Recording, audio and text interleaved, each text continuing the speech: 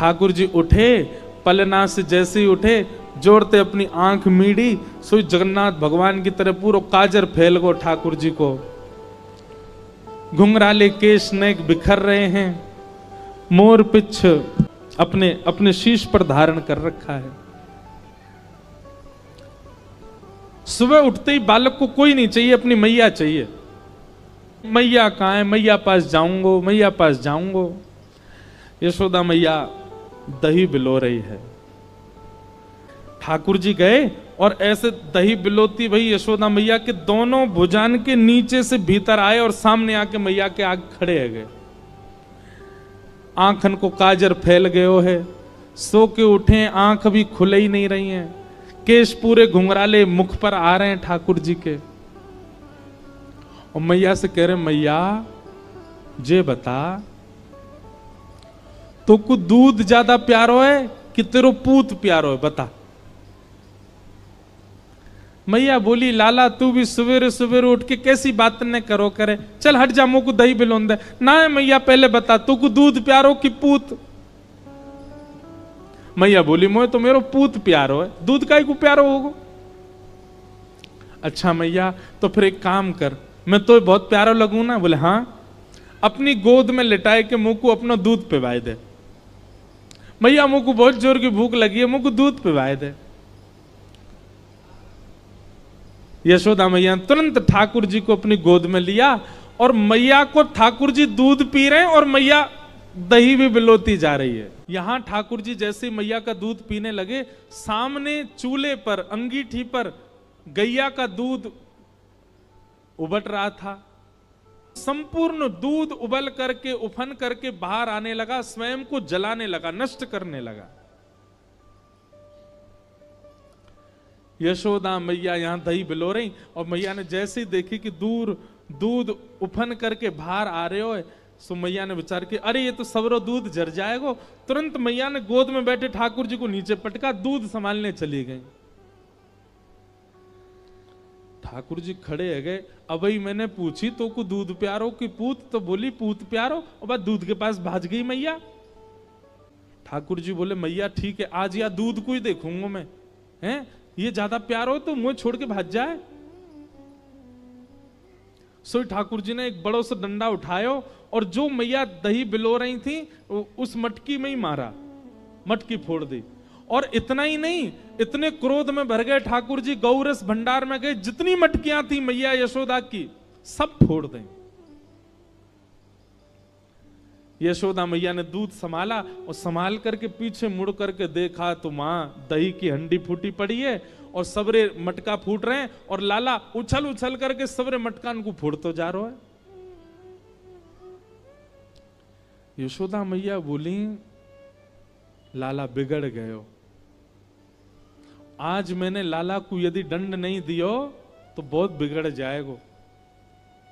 यशोदा मैया ने तुरंत अपनो पल्लू खोस करके और एक छड़ी उठाई, बोले रुक जा दारी के तो बताऊं मैं। और मैया जैसी छड़ी लेकर के भागी हैं पीछे, आगे आगे ठाकुर जी भाग रहे हैं चौकड़ी मार करके, और मतलब ऐसे भाग रहे हैं मानो जैसे पीछे कोई शेर पड़ गयो हो। अब यशोदा मैया तो बेचारी 80 बरस की, फिर भी पीछे दौड़ रही हैं और ठाकुर जी चौकड़ी मार के यहां थे वहां कूदते कादते भय दौड़ रहे हैं।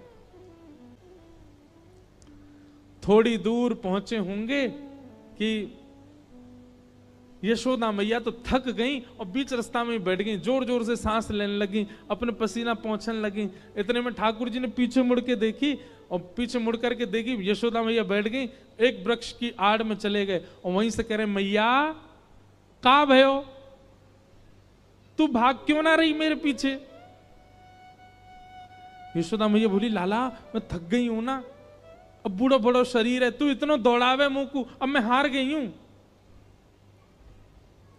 ठाकुर जी बोले, मैया, ठाकुर जी को चिंता हो रही है मैया की, मैया तेरी हार कैसे दूर होएगी।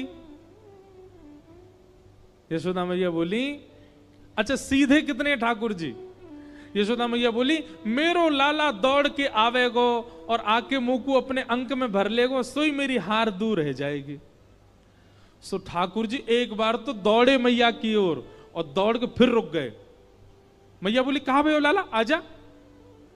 बोले ना है मैया, मैं ना आऊंगा। बोले क्यों? वो तेरे हाथ में जो छड़ी है ना, तू या तो मुझको बहुत डर लगे, पहले या कुछ दूर फेंक तब आऊंगा। और कहा पता तेने या तो 2-4 बार मार दियो तो मेरे लग जाएगी मैया, पहले या को फेंक। मैया बोली सांची बता, या को फेंक दूंगी तो आ जाएगा? बोले हाँ।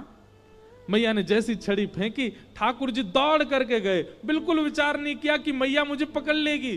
दौड़ करके गए और मैया के अंग से लग गए और जाके मैया के प्रश्वेत संभालने लगे। मैया तू तू तू ठीक है, जा, तू हारे मत।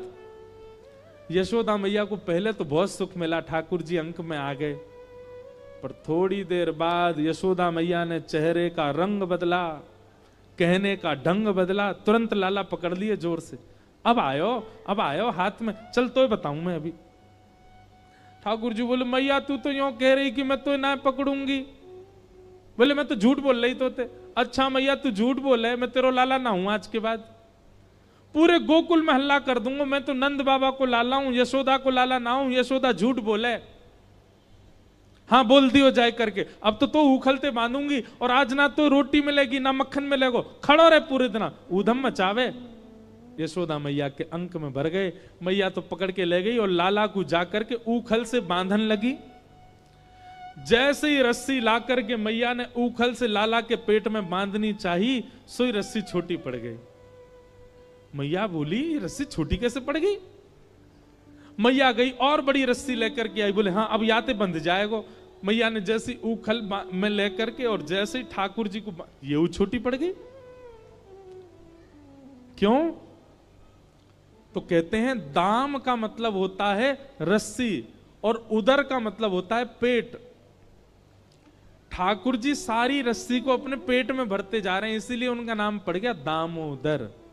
यशोदा मैया ने सबरी गौशाला की रस्सी इकट्ठी करके एक तो एक बांध दी। अब तो बंधेगो, लेकिन अब के भी जब बांधा तो रस्सी फिर छोटी पड़ गई। यशोदा मैया एक क्षण आश्चर्यचकित होकर के ठाकुर जी की ओर देखने लगी। इतनी बड़ी रस्सी लेके आई, ये छोटी कैसे पड़ गई? और यशोदा मैया के चित्त में अचानक भाव उत्पन्न होने लगा। गर्गाचार्य जी कह के गए थे नारायण समो गुण, पर कहीं ये नारायण ही तो नहीं है, क्योंकि परमात्मा ही किसी बंधन में नहीं आ सकता। सामने खड़े भगवान ने जैसे ही देखा कि मैया मोकू भगवान मान रही है, सोई ठाकुर जी ने कही मैया और कितनी जोर से बांधेगी, देख मैं तो बंध गो। तभी मैया देखती है कि वो रस्सी पूरी बंध गई और गांठ लग गई ठाकुर जी को, बंध गए ठाकुर जी।